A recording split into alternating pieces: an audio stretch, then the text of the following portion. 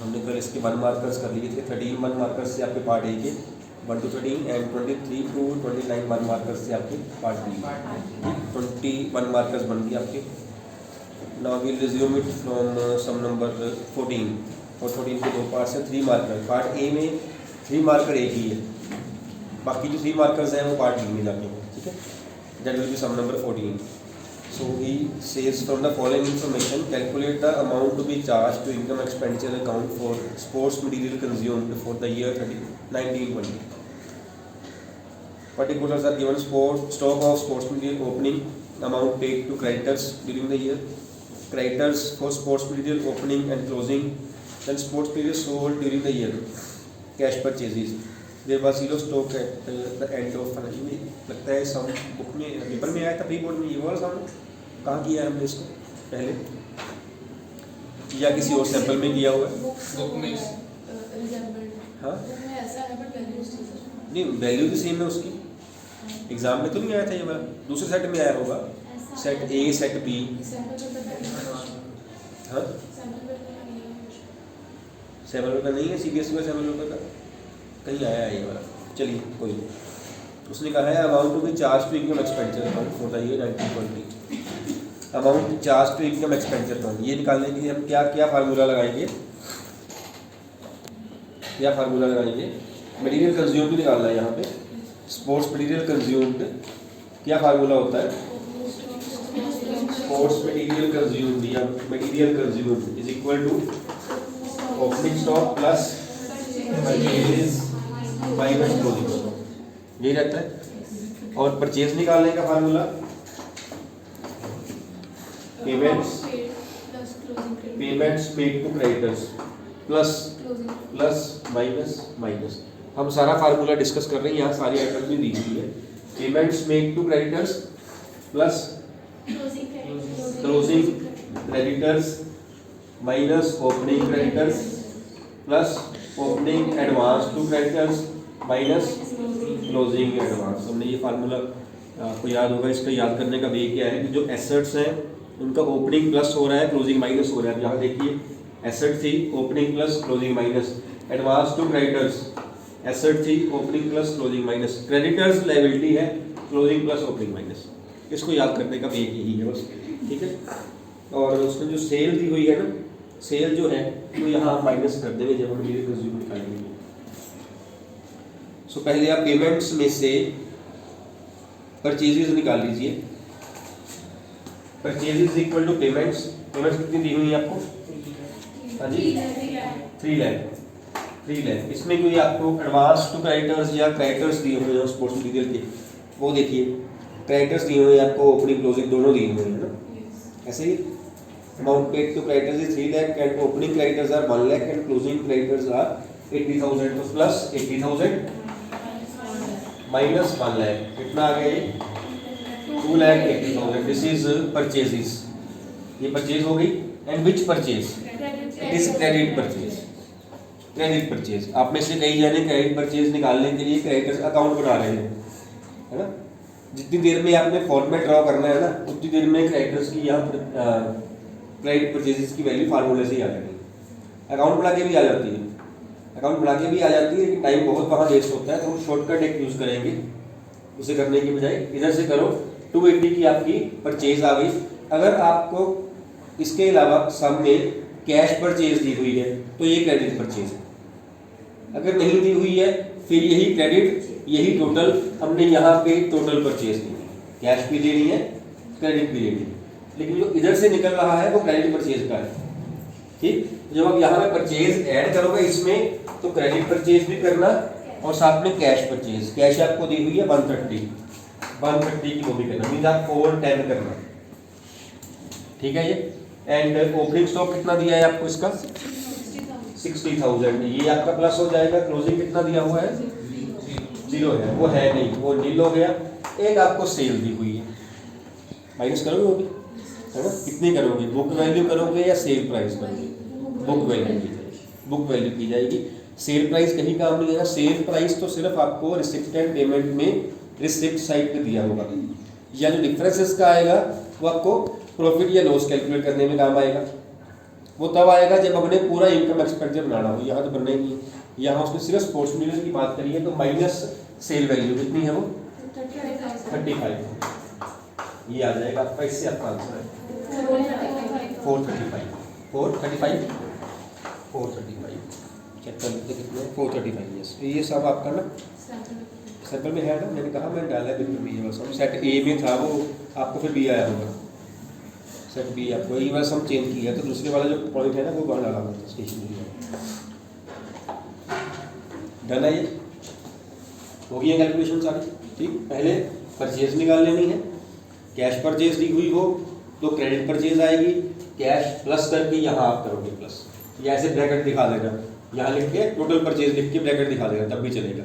ठीक, अगर ना दी गई हो तो आप उसको टोटल परचेज मान लो। हो गया सबका।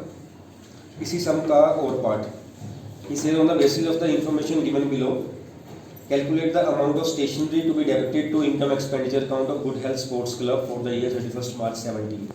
ओपनिंग क्लोजिंग वैल्यूज आपको दी हुई हैं, और यहाँ भी तकरीबन सेम, हल्का सा ट्विस्ट, सम इजी, तो बताएगा ऐसा क्यों, मैंने ऐसा क्यों कहा। तकरीबन सेम क्यों, क्योंकि मटेरियल कंज्यूम भी निकालना है, ऊपर स्पोर्ट्स निकाला हमने, यहाँ स्टेशन निकाला है ना। हल्का सा ट्विस्ट और सम इजी, इसे कौन एक्सप्लेन करेगा? आपने अगर पॉइंट एक्सप्लेन कर लिया इसको तो शिवांशी। ट्विस्ट ये है कि यहाँ परचेजेस दे दी गई हैं, और इसका मतलब ये हुआ कि जो क्रेडिटर्स हैं या जो एडवांस टू क्रेडिटर्स होता है अगर, वो हमारे काम का नहीं है, बिकॉज जब परचेजेस आपको दी हुई हो ना, तो उसके बाद जो आपने प्लस माइनस करना है सिर्फ स्टॉक करना है, ओपनिंग और क्लोजिंग। उसके बाद हमारे लिए ये क्रेडिटर्स लायबिलिटी की फॉर्म में और एडवांस टू क्रेडिटर्स एसेट्स की फॉर्म में यूजलेस है, बिकॉज ये चारों चीज़ें हम यूज़ करते हैं for calculating the purchases out of payments. ये तो पहले ही परचेज दे दी गई, इसका मतलब ये हुआ क्रेडिटर्स जो 9000 और 11 के दिए हुए हैं हमें, वो हमारे इररिलेवेंट हो गई, इसलिए सम इजी हो गया। ट्विस्ट देके उसने ऐसी आपको इन्फो दे दी हुई है जो आपको चाहिए नहीं कंफ्यूज करने के लिए, है ना। तो मटेरियल कंज्यूम क्या आएगा, फिर सिर्फ स्टॉक प्लस माइनस करेंगे परचेजेज में। परचेजेज आपकी है 47,000 की, plus opening stock minus closing stock, कितना दिया हुआ है वो 8 is opening and closing is 6,000, तो 49,000 का आपका जो है वो आंसर आ गया, which is stationery consume. No doubt आपने इतना सिंपली वहां लिख देना है उसको, क्योंकि उसको सिर्फ आंसर नहीं चाहिए, 1 मार्क का नहीं है ये एमसीक्यू नहीं है। अगर एमसीक्यू होता तो फिर बात लगती, जब आप उसने ऐसे निकालना तो आप लिखना है stationery consumed opening stock plus purchase minus closing stock, this plus this minus this answer, और आंसर को बॉक्स में डाल के हाईलाइट करके आना है। That is the main thing जो ढूंढेगा पहले। ठीक,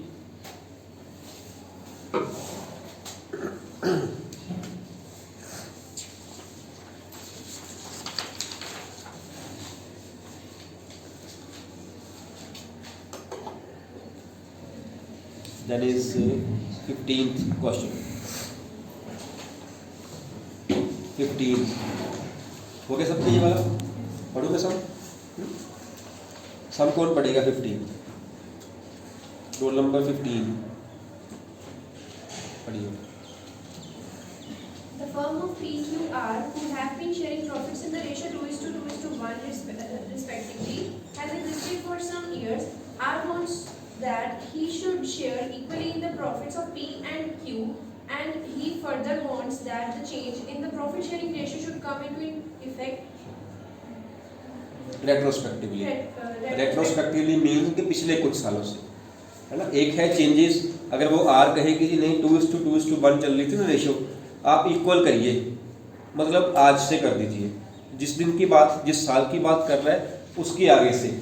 अब वो कहता है कि नहीं करनी भी आपने इक्वल है, मेरा शेयर बढ़ना भी चाहिए, आज से नहीं बढ़ना चाहिए, पिछले 2 साल 3 साल साथ में लो, मीन जो आपने पिछले 2-3 साल में प्रॉफिट गलत डिस्ट्रीब्यूट कर लिया था उसको भी ठीक करो। When any change is being made from previous years, that is retrospectively. ठीक? For the last 3 years, P and Q have no objection to this. The profits for the last 3 years were 30,000, 24,000 and 33,000. Show the adjustment of profit for the last 3 years by means of journal entry. Topic is past adjustments, है ना। हमने simple सी बात है कि वो कहता है कि 2:2:1 में प्रॉफिट कर लिया, करना था 1:1:1 में, तो 2:2:1 वापस ले लेंगे, 1:1:1 में हम दे देंगे, ठीक है। और इसके लिए आपको चाहे वो एनालिटिकल स्टेटमेंट ना भी बनाओ ना तब भी चल, इसके बिना भी हो जाएगा, क्योंकि कैलकुलेशन इतनी कोई हार्ड नहीं है यहाँ पे, ना ही कोई नेट प्रॉफिट निकलना है बाद में, जो हम निकालते होते हैं ना कि पहले फर्म को बैलेंस करो, वहाँ का एडजस्टेड प्रॉफिट लॉस आए उसे पार्टनर में अपोजिट साइड डालो, उसकी भी ज़रूरत नहीं है। और यहाँ पे 3 साल का दिया हुआ है, तीनों को प्लस करके भी कर सकते हैं, क्यों? एक बार में भी कर सकते हैं कि 3 बार ही करना पड़ेगा, पहले आप 30 को करोगे, फिर 24 को करोगे, उसके बाद 33 को करोगे, ऐसे करोगे, इकट्ठे ही कर लोगे, इकट्ठे ही कर देंगे। एवरेज नहीं निकालोगे, एवरेज नहीं निकालोगे, टोटल प्रॉफिट है यहाँ पे, एवरेज नहीं है, एवरेज नहीं निकालोगे। एवरेज निकालोगे तो वो तो एक फिगर आएगी, हमने 3 साल का करना है, एवरेज प्रॉफिट करना है आपने टोटल सही है, 3 बार करने की बजाय आप इसको इकट्ठा करके भी कर सकते हो। प्रॉफिट टोटल कितना बना आपका 3 सालों का? That is 30 + 24 + 33, 3 3 6 2 8, 87,000 total. 87 प्रॉफिट गया, उसको किस रेशियो में गया? 87,000। बस आगे लिख देना इसकी बजाय कि हम फॉर्मेट 3 पार्टनर्स हैं, 3 पार्टनर्स के कॉलम बने, एक फर्म का बने, एक पर्टिकुलर का बने, फिर 3 पार्टनर्स और उसको फर्म को हम डेबिट क्रेडिट लिखें, तो तीन हमें सम कर लेना है अगर पता हो कि हम कर क्या रहे हैं। अगेन ये शॉर्टकट 87,000 क्या है ये अमाउंट, इसकी आप क्या लिखोगे? क्या लिखोगे? Total profit of last 3 years wrongly credited कह सकते हैं, ठीक है। अब इसका से डेबिट करना है, डेबिट करना मतलब वापस लेना है, किस रेशियो में लोगे आप? 2:1 में। 2:1 में पार्टनर्स को कितना है 2:1 करके? 34। कितना बन रहा है? 1:70 बन रहा है, 70/200 30 34 400 बन रहा है ऐसे। 34/200 अगेन रेशियो 2:1 है ना, 17/400 ये हो गया। अब हमने 87 को ही उनको दे देना है और किस रेशियो में देना है? इक्वल 1:1 में, वो क्रेडिट चलेगा, ऐसे कर ले, ठीक। वो कितना बनेगा 87,000 उनका? 29,000 ईच, 29 एंड 29। अब आप निकाल लीजिए डेबिट बड़ा है या क्रेडिट बड़ा है? इसका डेबिट बड़ा है, डेबिट बड़ा है, इट मीन इसको हम 5800 से डेबिट करेंगे। इसका ये डेबिट बड़ा है, सेम ही है, इसको 5800 से डेबिट करेंगे। इसको डिफरेंस करो आप 11600 के, यहाँ से मिलना भी चाहिए है ना, वो मिल ही रहा है, डिफरेंस के साथ हम इसको क्रेडिट कर देंगे। वो जब तक आप वो लाइन से ड्रॉ करोगे ना इनकम स्टेटमेंट की, बहुत ज़्यादा लाइन है वो तब काम आनी है जब आपको आपके पास प्रॉफिट ना, उसको वो बोले कि interest on capital G, interest on drawing भी है, सैलरीज भी है, उसमें काम आ सकती है। अदरवाइज उसके बिना भी हो सकता है, वो वाला सम भी उसके बिना हो सकता है, लेकिन ये तो आप डेफिनेटली इसके बिना ही करना है। एंट्री पास कर दो। आर क्या किसी कंप्लेंट थी? आर की थी ना, आर का शेयर बढ़ रहा है ना, ये भी चेक कर लेना। आर ने कहा था कि मेरा शेयर इक्वल होना चाहिए, उसके पहले 1/5 मिल रहा था, अब इक्वल करेंगे तो 1/3 हो जाएगा, मीन उसका शेयर बढ़ेगा, विच मीन उसकी जो कैपिटल है वो क्रेडिट होगी, हो रही है क्रेडिट। एंट्री क्या बनी? P is capital debit, R Q is capital debit to R's capital, amount ये है being एडजस्टमेंट एंट्री पास, और एंट्री का फॉर्मेट बनना चाहिए, ठीक है।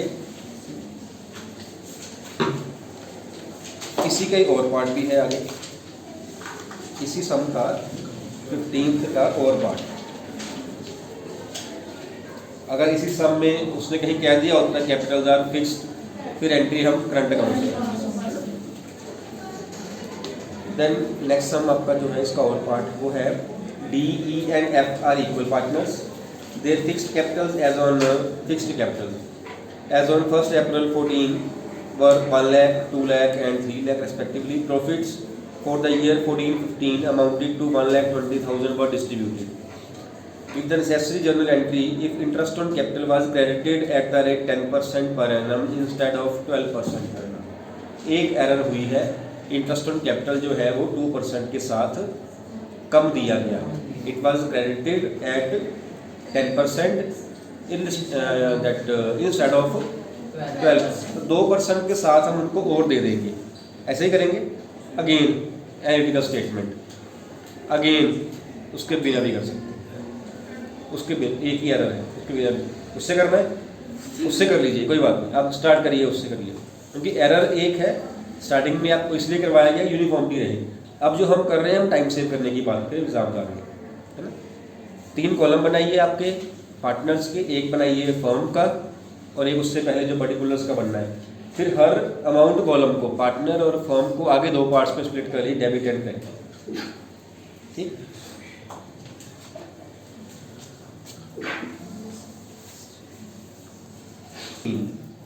यहाँ आपको एंट्रीज दी हुई है और एंट्रीज में आपने ब्लैंक्स दी हुई हैं, कहीं अमाउंट की है, कहीं अकाउंट की ब्लैंक है और कहीं हो सकता है नरेशन में भी ब्लैंक हो।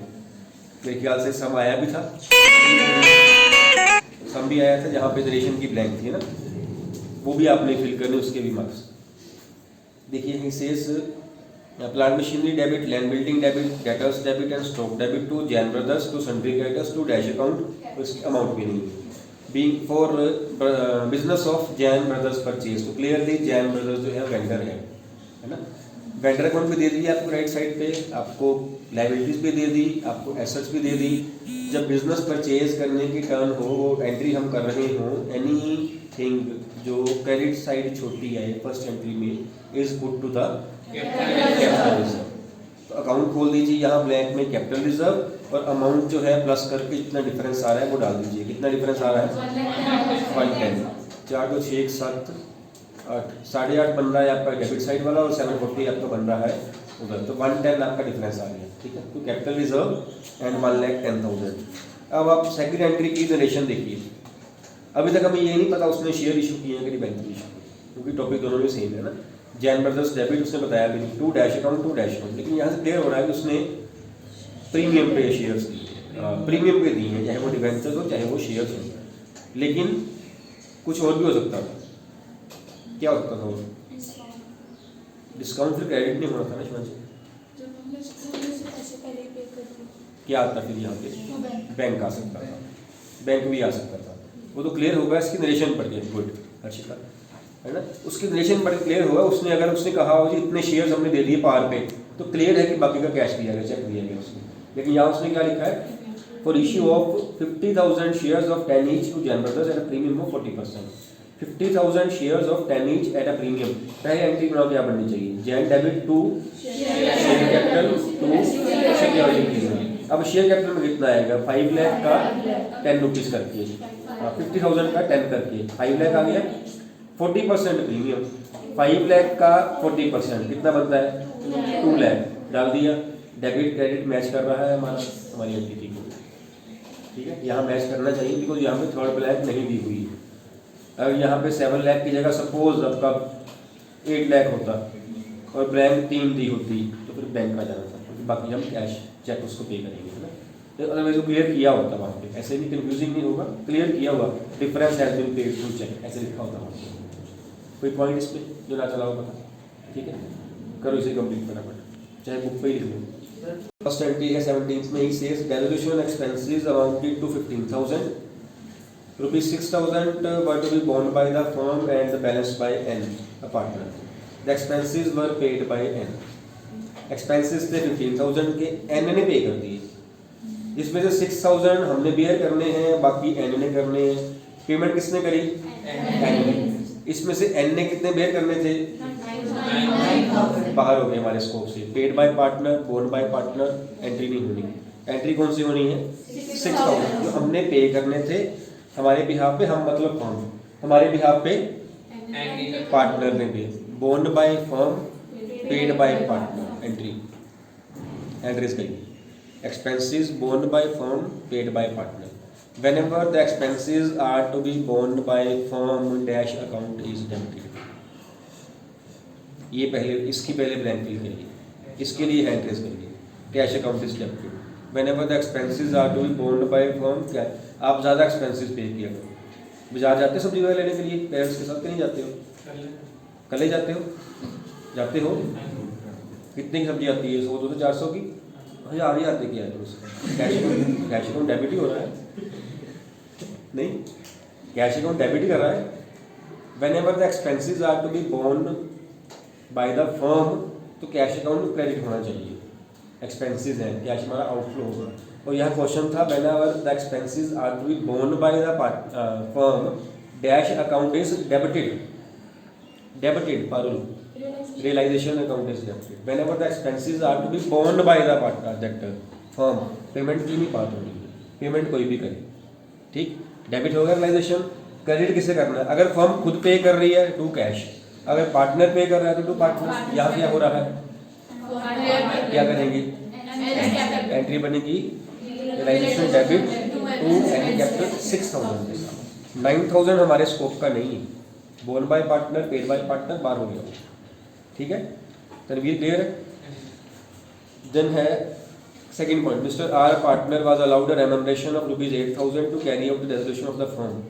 ही was to bear all expenses. ये लाइन है अब जो पिछली बार आप उस दिन कह रहे थे ना, उसके बारे में एक्सपेंसेस तो वही बियर करेगा, आप कह रहे थे उसे तो कमीशन मिली है, उसे कमीशन आप ही कह रहे थे, यही कोई कह रहा था, यही कह रहे थे, मेरे को याद, आपको भूल गया है। जो उसे कमीशन मिली है, उसे कमीशन मिली है, उसने ये थोड़ी कहा उसने एक्सपेंसेस भी बियर करने हैं। एक्सपेंसेस बियर करने के बारे में लिखा गया हो, यहाँ लिखा हुआ mister R partner allowed remuneration 8,000, he was to bear all the expenses which amounted to 12,000 and were paid by the firm। कितनी एंट्रीज होंगी यहाँ पे? 2 एंट्रीज होंगी। एक तो हम रेम्युनरेशन दे रहे हैं 8,000 की, हम वो एंट्री करेंगे और हमारा लॉस हो रहा है तो realisation account will be debited. क्या एंट्री बनती है? Realisation debit to RC capital. उसके बाद जो 12,000 एक्सपेंसेस थे हमने तो नहीं पे करने थे, उसने पे करने थे, पार्टनर आर ने करने थे। Bear borne by partner paid by firm, क्या एंट्री होती है? हैंड रेज करिए, 2 ही हाथ दिखते हैं मेरे को हमेशा, बाकी आंसर दे देते हैं, हाथ नहीं खड़े करते। Expenses to be borne by partner but paid by firm. Partners capital account debit to bank, partners capital account debit to bank, because partner जो है हमारा वो डेटर बन रहा है, डेबिट टू बैंक, हमारा बैंक बैलेंस या कैश बैलेंस हमारा कम हो रहा है। तो इनको इसको कंबाइन में भी कर सकते हैं हम, क्या बन जाएगी एंट्री? कर सकते हैं कंबाइन के नहीं? रियलाइजेशन टू कैश पार्टनर कहाँ गया? डेबिट नहीं करना था। फर्स्ट एंट्री क्या बनी है हमारी? Realisation to R capital, okay, पहले टू आर बनी है ना। Realisation debit to R capital ₹8,000, realisation debit to R capital 8,000 के साथ, और एक बनी है हमारी R capital debit to bank, ये कितने के साथ? 12,000 के साथ। चाहो तो आप एक एंट्री करो, चाहो तो आप 2 एंट्री कर लो। अगर आप इसे कंबाइन करोगे तो रियलाइजेशन डेबिट 8,000, बैंक क्रेडिट 12,000।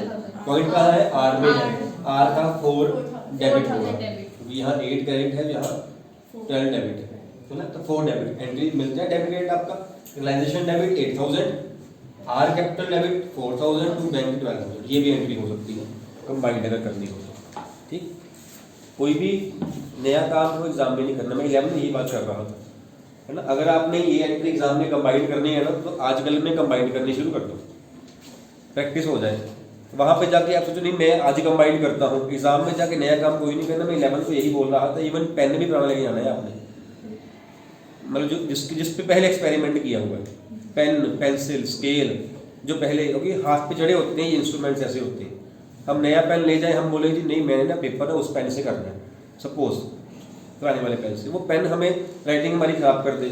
पकड़ने में पेन कोई मोटा होता है कोई ब्रीक होता है, हम मोटे पेन से कर रहे हैं और ब्रीक आ जाए हाथ में या उल्टा हो जाए, राइटिंग सारी खराब हो जाएगी, पेपर हमारा सारा खराब हो जाएगा। अगर आपने पेन चेंज करना है आजकल में चेंज करो उसको, प्रैक्टिस करो, आपके हाथ चढ़ जाएगा। कोई नई चीज़ नहीं, हम जनरली हम नई पेंसिल लेके जाते हैं, नया शॉर्पनर नेशनल क्रिकेट अकेडमी में, वो जिस बॉल पे जिस मैच में आउट हो जाता था ना, उसको उसकी प्रैक्टिस उसी दिन शाम को या अगले दिन सुबह, और कहते कितनी 1000 बारी कहता है मेरे को बॉल डालो वो वाली जिसमें मैं आउट हुआ हूँ, ताकि मैं मेरी वो जो वीकनेस है ना खत्म हो जाए मेरी। इतनी प्रैक्टिस चाहिए होती है। कोई भी चीज़ नई नहीं एग्जाम में करनी, कोई एक्सपेरिमेंट नहीं एग्जाम में करना, बोर्ड वाले में तो खास करके नहीं करना। जो भी आपने करना है पहले कर लीजिए। अगर आपने ये एंट्री आपने कंबाइन करनी है, आप आज कंबाइंड एंट्रीज करनी शुरू कर दीजिए, नहीं तो वहाँ जाके आप अलग अलग ही करना, because both ways are equally good. हमें तो मार्क्स चाहिए, है ना। बस ये है कि कंबाइंड आपका टाइम बचा देगी। नेक्स्ट है R a partner is allowed a remuneration of ₹10,000 for dissolution work and is to bear all the expenses of realisation which amounted to 6,000 and was paid by the firm. तकरीबन same है। हाँ, combined करेंगे तो फर्क पड़ेगा, combined करेंगे फर्क पड़ सकता है। 10,000 की हमने रेम्युनरेशन दी उसको, तो हमारी एंट्री पहली बन गई 10,000 रुपये, 10,000 रियलाइजेशन डेबिट टू आर। और एक्सपेंसेस जो थे वो थे 6,000 के। He was to bear the expenses but has been paid by. Entry फिर सेम रहेगी, partners capital debit to bank amount 6,000। अब आप कंबाइन कर लीजिए, अगर आपका कंबाइन एंट्री का फर्क पड़ जाएगा, बिकॉज उस केस में रेम्युनरेशन जो थी वो कम थी, एक्सपेंसेस ज़्यादा थे। यहाँ पे रेम्युनरेशन ज़्यादा है, एक्सपेंसेस कम हुए हैं हमारे। यहाँ कंबाइन एंट्री क्या बनेगी? एंट्री सेम है, अगर इसको कंबाइन करो इसको 1 2 3 4, आप लो 15 सेकंड्स करो कंबाइन, बाकी भी करो, कोई बात नहीं। Nobody has a copyright on this entry, कोई भी कर सकता है कोई? इसको देख के करो, इसको देख के, नोटबुक से देख के नहीं करो, इसको देख के करो कंबाइन। और Realization account debited 10,000 to partners capital account 4,000 to bank 6,000. क्योंकि ये तो अकाउंट ये गए हैं, ये वाला और इक्वल तो यहाँ पे है सारा। रियलाइजेशन डेबिट 10,000, बैंक क्रेडिट 6,000, ठीक। और आर को क्रेडिट करना है 10,000 के साथ, डेबिट करना है 6,000 में, 4 से क्रेडिट करना है। जब 4 से क्रेडिट कर दोगे आपका डेबिट और क्रेडिट मैच कर रहा है, तो एंट्री बन जाएगी realisation debit 10,000 to R's capital 4,000 to bank 6,000, ठीक। And last here is X, a partner is paid remuneration of ₹15,000 for dissolution work. Expenses amounted to 9,000 were paid by the firm. ये आपका point आया। यहाँ उसने कहीं नहीं लिखा कि he was to bear the expenses। एक हमने expenses भी bear किए हैं हमने, एक हमने remuneration bear किए, both are expenses, है ना। एंट्री क्या बनेगी? अब इसको तो कंबाइन कर दो, सिंपली बन रही है एंट्री, कंबाइन हो जाएगी। दोनों हमारे लिए एक्सपेंसिव है, सुना लीजिए, अलग अलग बता दो कोई।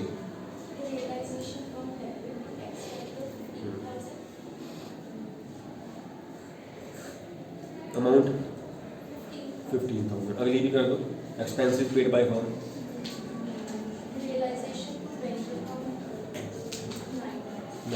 बिल्कुल ठीक है, आपकी realisation debit to X 15,000 and realisation debit to bank 6,000, 9,000।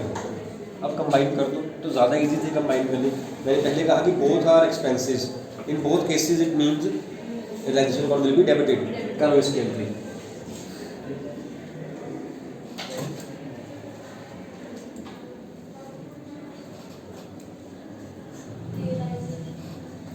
Debit 24,000 to X account, X capital 15,000 to bank account 9,000, क्योंकि दोनों केसेस में डेबिट हो रहा है, बाकी तो है कुछ नहीं। यहाँ पॉइंट क्या था, एक डेबिट था एक क्रेडिट था, इसे लिखनी पड़ी, इसको बिना लिखे भी कर सकते हैं।